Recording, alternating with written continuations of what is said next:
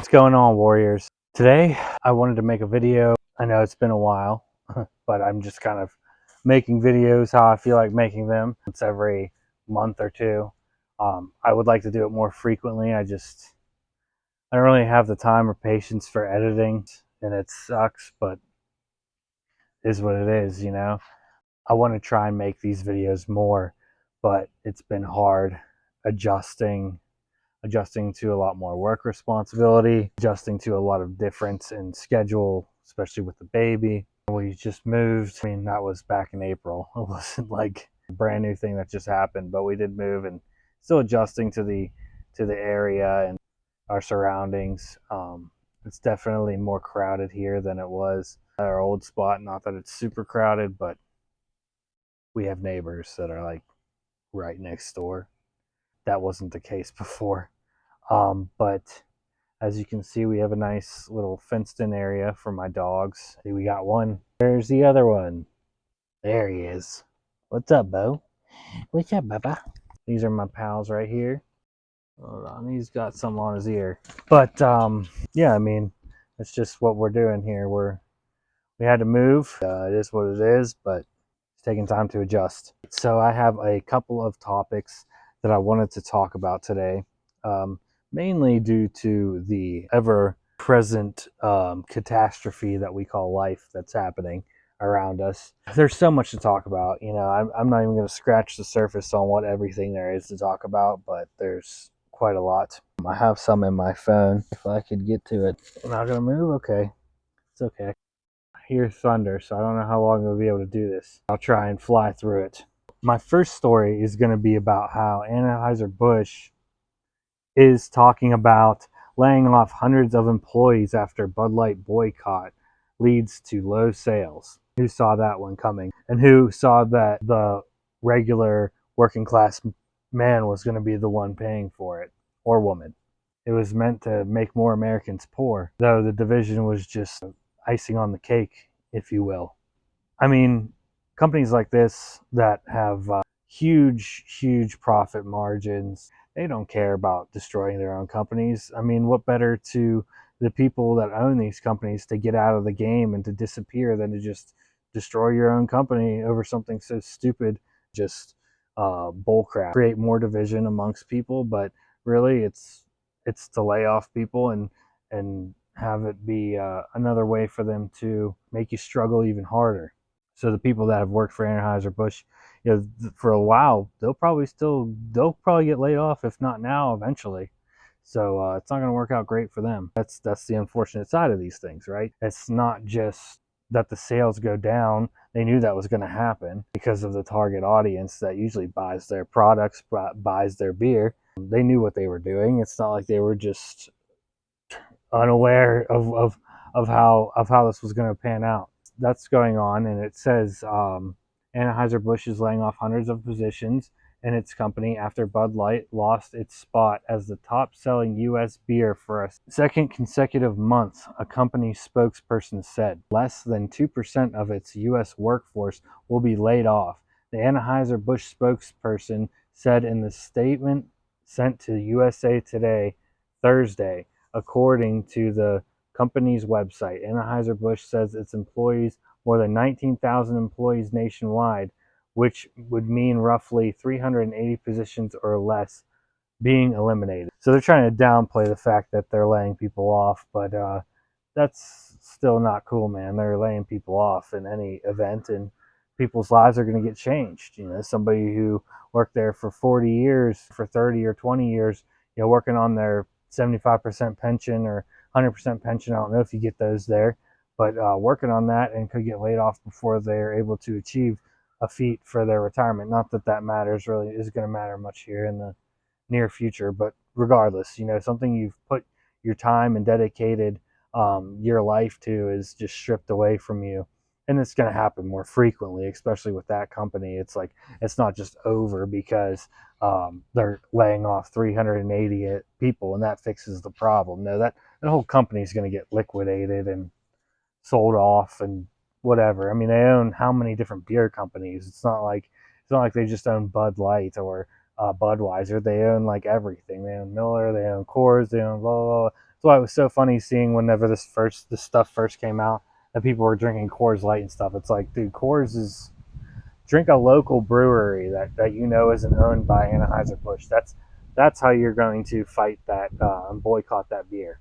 Moving right along. Next story says it's from the Los Angeles Times, by the way. You know, very very great source, I'm sure. What a gem of a news source this is. But let's hear what they have to say. Um, so it starts off by saying they ventured into the Colorado Rockies to live off grid, in quotations, away from a scary world. It ended badly. Ooh, ended badly. You don't say.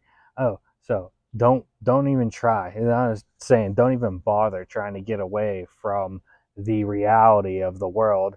Scary world. They make us seem like pussies. They make us seem like we don't have reasons to be worried. Like we don't have reasons to want to get away from this chaos. That we're just scared. That can't handle the pressure. That can't handle all this craziness going on around us. Like, no, most of us just don't want our lives to be interrupted by you crazy nut baskets that that say you just want freedom and equality and all this other stuff, but then when you get it, you can't seem to leave anybody alone. You're so self-obsessed, so narcissistic, so disgusting that you can't leave yourself alone. You have to bring the people who want nothing to do with you and just want to live in peace somewhere away from you back into it. They can't leave you alone. And it's not even, the funniest thing is like, yes, this is being engineered by people who are way higher up on the scale, but like even the lower level people feel this way. They just want somebody to argue with. They want somebody to combat. They don't want to actually get rid of you. They want you there so they can feel better about themselves, right?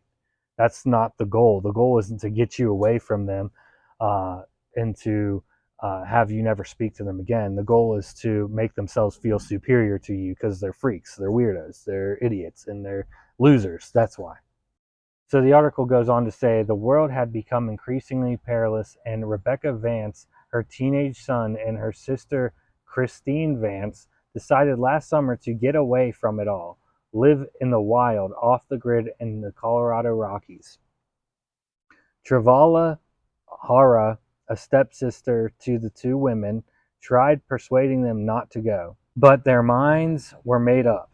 So they hugged, cried, and said their goodbyes on Hara's front porch a few days before leaving. Hara asked her stepsister, Christine, to send her postcards. Anything to let her know that they were safe. The postcards never came, but tragedy did. Gunnison County Coroner's Office identified Rebecca Vance, 42, Christine Vance, 41, and Rebecca's 14-year-old son as the three people whose decomposed remains were discovered in a remote area of the National Forest east of Gunnison in the Colorado Rockies earlier this month. So be scared. Don't ever go into the wild. Don't ever think you can take on the wild. It's much safer in your cities with all the drug-ridden homeless people and horrifying, people doing shootings and robberies of stores and whatever else. It's safer there. Don't try and brave the storm on your own. No, forget that. That's not a good idea. How about you just stay locked down in your city and be tortured to death by these crazy lunatics who want nothing more than to torture you. Literally, that's what they feel better about themselves whenever they're torturing people because they're creeps and they're freaks. So don't try and learn how to live off grid. Don't try and learn actual great skills and useful skills for hard times. Just live in our horrible rundown cities. And I'm not political, so I'm not going to go in and say one way or the other. But we know, which policies. It's all birds of a feather. It's Republican and it's Democrat. It's not either or. It's all run by the same thing, and that's what it is. Our cities are hellholes. American cities are hellholes. They're awful. Speaking of hellholes, and speaking on this topic, we're going to talk about this quick news article. What happened when Oregon decriminalized hard drugs? A bold reform effort hasn't gone as planned.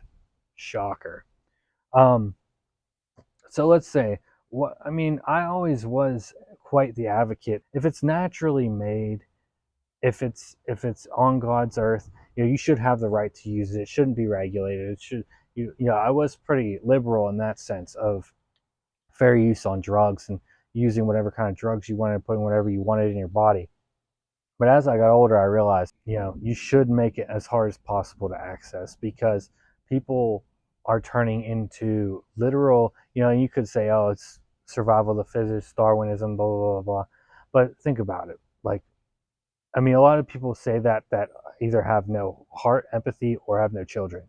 Like, this could be your family member, with people that are suffering from drug addiction. And yeah, they could be real pieces of shit. I know I was a drug addict, right? These people could be real pieces of shit. I'm not sympathizing because of me, the fact that I was a drug addict, but it's just for the fact that, um, it can happen to anybody. It really can. And you think it can't, maybe, but trust me, it can. It's not a disease as they tell you in Narcotics Anonymous. It's a happenstance. So if things compile, if you don't deal with stress well, if there are people that are more predisposed to it, I'm sure, but it can happen to literally anyone. Anyone at any time could get hooked on drugs, especially drugs like heroin or crystal meth or cocaine or something like that. You absolutely could. Don't believe it? Fine. Go ahead.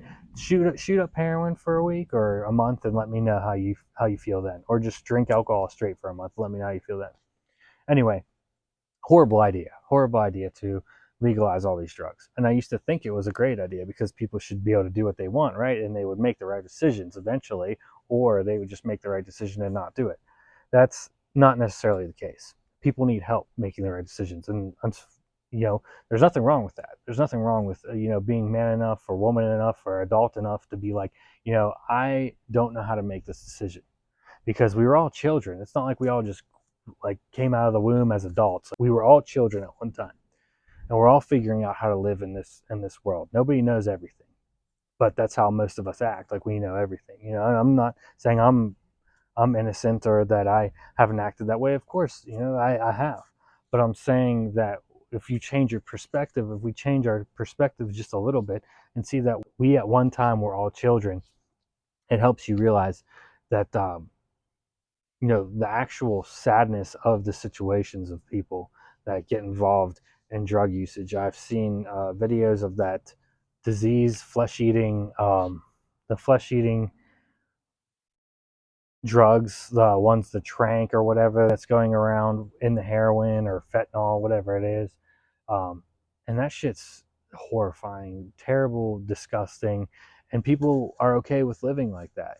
There's videos of kids and like teenagers that are just okay with living this life, okay with just shooting up this drugs that put holes in them, that make their limbs gangrene, gangrenous, as I guess you would say, or and diseased and infected, and that's okay. They're okay with living life like that. That's awful. So at that point, I disagree with it. But anyway, let's read what this article has to say. 3 years ago, while the nation's attention was on the 2020 presidential election, voters in Oregon took a dramatic step back from America's long-running war on drugs.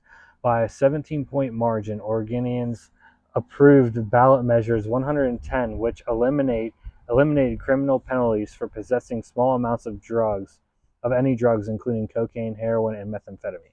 Okay, so interesting to bring up there. Like, I don't agree with like life sentences over a certain amount of drugs. I don't. There are some things that I could maybe agree with on the front, where it's like, don't totally destroy somebody's life over using drugs. Um, Maybe selling, distributing, yes, but but just using drugs, no, that shouldn't destroy somebody's life. But at the same time, these people, they need that help when they get caught. They shouldn't just get a slap on the wrist, because these people will likely commit petty theft or other crimes to support their habit, even if it is legal. Like, they're going to either steal to get it, even if it's legal, or they're going to steal other people's stuff to get it. So I mean, pick your poison here. It's like it doesn't change anything just because it's decriminalized. People are still going to commit crimes. There's not going to have money to get it because it's government regulated, and the government will hold on to anything that they have power over you. They'll use it as a means to control. They'll hold it over your head. When the policy went into effect early the next year, it lifted the fear of prosecution from the state's drug users and launched Oregon on an experiment to determine whether a long sought goal of drug policy reform movement decriminalization could help solve America's drug problem. Early results of this reform effort, the first of its kind in any state, are coming into view, and so far they are not encouraging. I mean, go to Portland or Eugene or any place in Oregon really that's not in the country, and I'm sure it's a shit show. It's a hellhole, probably disgusting. So there you go. Another joke of an article here is how people are saying that climate change, that this is the hottest summer on record, or hottest July on record. Have you lived in the world for however many years you've lived in the world? Like, have you been around for a few summers? Okay, it gets this hot every summer. It literally gets hot, sir. And you know what's funny is people are like, how could somebody be so stupid to believe this? But people do. People absolutely do believe this. They believe that climate change is happening, even though they themselves experience hot summers every year. They say the same thing: it's getting hotter, it's getting hotter, it's getting hotter. No, it's not getting any hotter. It's not. It's just cringy. Like, it's horrible. Why do people fall for this? And it's like, is this really where our education is at for people? Like, this is really where their intellect is. They think that they can't even recognize the fact that this stuff happens every year. Like, winters are cold, and then mainly all throughout the United States, except for Hawaii and maybe South Florida and a little bit of Southern California. Um, and summers are hot everywhere, all over the country. It's called climate. It's called your climate. Like, go onto the Köppen climate chart thing, and it will tell you where your climate zone is. And usually, most of it is either subtropical or continental or humid continental. Maybe there's a couple that are not quite at humid continental, but most of every state south of Canada is humid continental. So that climate is hot summers and, colder winters. There are microclimates amongst these areas, but it's pretty general. It's not like it's so widespread, and like it's not just one generalized temperature for the whole thing. And because it's gone up to 120 degrees in Arizona, that all of a sudden climate change is real. I could think of several years where they reported that Phoenix had gotten up to 115, 120, whatever. Maybe not 100, I don't know. But, in those areas, it's not uncommon. So, like, I don't know what anybody's saying. It's just the same repetitive message that always gets repeated, and they always use it like it's like a fact. Like, no, it's clearly just the way the world is, maybe. But people are so deluded now and so brainwashed. I mean, they've gone to the extreme of putting unknown substances like government encouraged solutions, liquid solutions in their body. So if you're doing that, I'm pretty sure you're making pretty bad decisions on your freedom.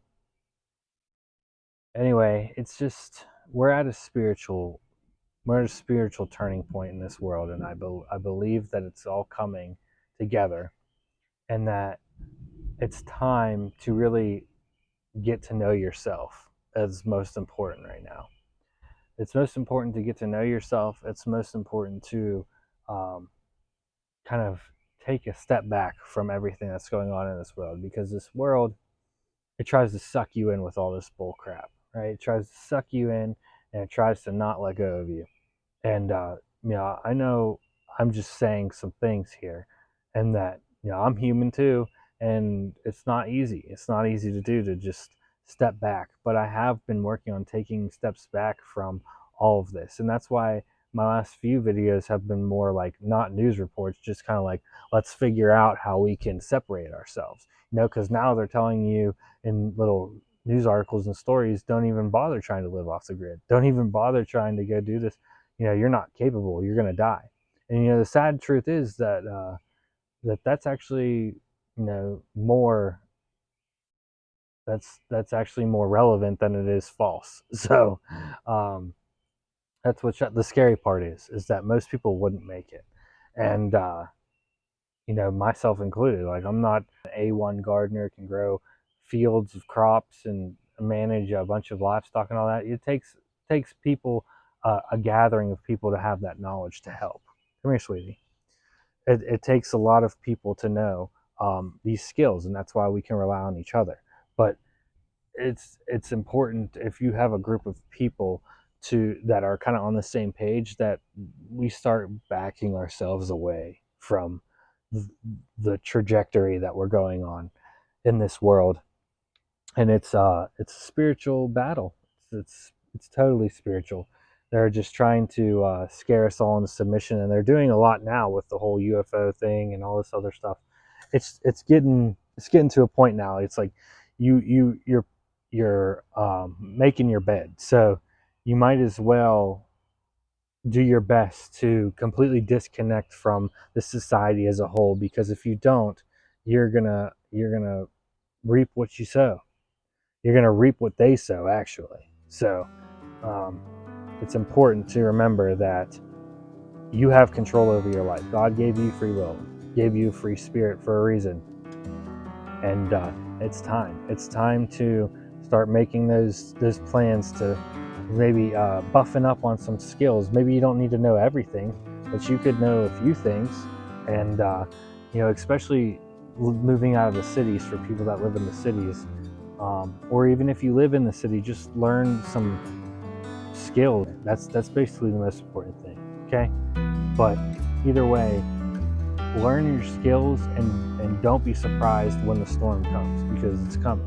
It's coming, and it's coming fast. So yeah, that's gonna do it for today's video.